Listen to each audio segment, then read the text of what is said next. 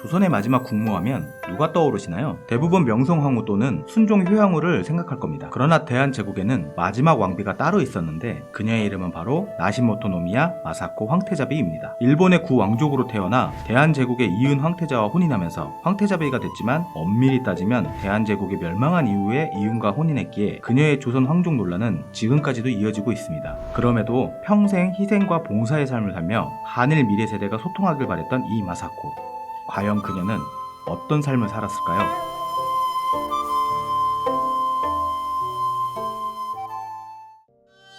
대한제국의 황제 고종에게는 여러 명의 자녀가 있었는데 대부분 어린 시절 일찍 세상을 떠나고 명성황후의 소생 이척, 귀인 장씨의 소생 이강, 순원 황기비 엄씨 소생의 이윤, 복령당 귀인 양씨 소생 덕혜옹주뿐이었습니다. 고종의 첫째 아들 순종은 슬하에 자녀가 없어 뒤를 이을 황태자로 이은을 책봉했는데 하지만 이은은 11살 때 유학이란 명목으로 일본의 볼모로 끌려가게 됩니다. 일본은 이은 황태자를 이용하기 위해 황태자를 일본군에 입대시킨 뒤 일본의 왕족과 강제로 혼인을 시켰는데 이때 혼인한 사람이 바로 일본의 왕족 나시모토 노미야 마사코 이방자 여사였습니다. 이방자 여사는 구왕족의 장녀로 어린 시절부터 적극적인 성격을 가졌으며 연극을 좋아하고 하늘을 나는 비행기를 동경해 여류 비행사를 꿈꾸는 평범한 소녀였는데요. 그런 그녀가 16세 되던 해 자신의 별장에서 여름 휴가를 보내던 중 우연히 신문을 보게 되었는데 거기에 자신이 이은 황태자와 혼인한다는 소식을 보게 됩니다. 이은 세자 전하와 내가 약혼했다는 주먹만 한 활자가 내 이마를 쳤다. 내가 왕세자 전하와 약혼을 한다니, 약혼 사실을 신문에서 알게 되다니. 패망한 국가의 황태자와 혼인한다는 것은 자신이 꿈꾸었던 모든 미래가 산산조각 난다는 것을 의미했습니다. 그럼에도 이방자 여사는 자신의 부모님에게 이렇게 말을 전했는데요.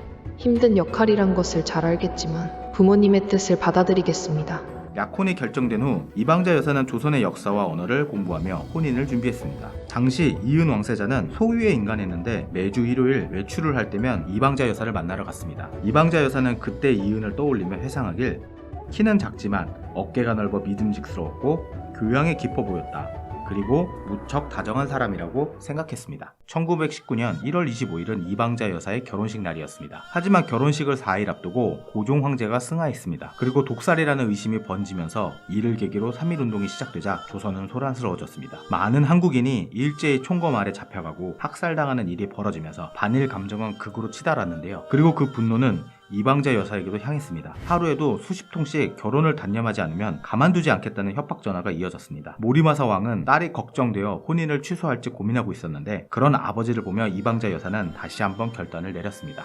1920년 4월 28일 우여곡절이 많았던 두 사람은 결혼까지 걸린 시간이 길었기에 서로를 깊이 이해할 수 있었습니다. 결국 두 사람은 100년 가약을 맺었고 결혼식 후 열린 파티는 3일간 계속되었는데요. 그러나 이때 이방자 여사에게 한 가지 충격적인 사실이 전해집니다. 바로 결혼식을 위해 이방자 여사는 마차에 탔었는데 한국인 유학생이 마차를 향해 폭탄을 던진 것이었습니다. 다행히 폭탄은 터지지 않았고 주변 사람들은 결혼식이 끝날 때까지 이방자 여사에게 비밀로 하고 있었는데요. 그리고 주변 사람들은 이 이야기를 들으면 이방자 여사가 놀랄 거라고 생각했습니다. 하지만 앞으로 닥칠 모든 운명을 받아들이기로 각오한 이방자 여사는 오히려 침착했다고 전해집니다. 이은과 이방자 여사 사이에는 첫째 아들 이진이 태어납니다. 두 사람은 아들을 데리고 순종 황제를 만나러 조선을 방문하는데 비극적이게도 일본으로 돌아가기 하루 전날 이진 왕자가 청록색 젖을 토하더니 생후 7개월에 숨을 거두고 말았습니다. 2년 뒤인 1923년 일본에서는 대지진이 일어납니다. 당시 일본은 자국의 불안한 상황을 모면하기 위해서 조선인이 우물에 독을 탔다는 유언비어를 퍼뜨렸는데요. 이방자 여사는 엄청난 수의 조선인이 학살당한 이 사건을 떠올리면서 일주일 내내 슬픔과 분노로 떨고 있는 이은 왕세자를 보며 부끄럽고 미안한 마음뿐이었다고 회상했습니다.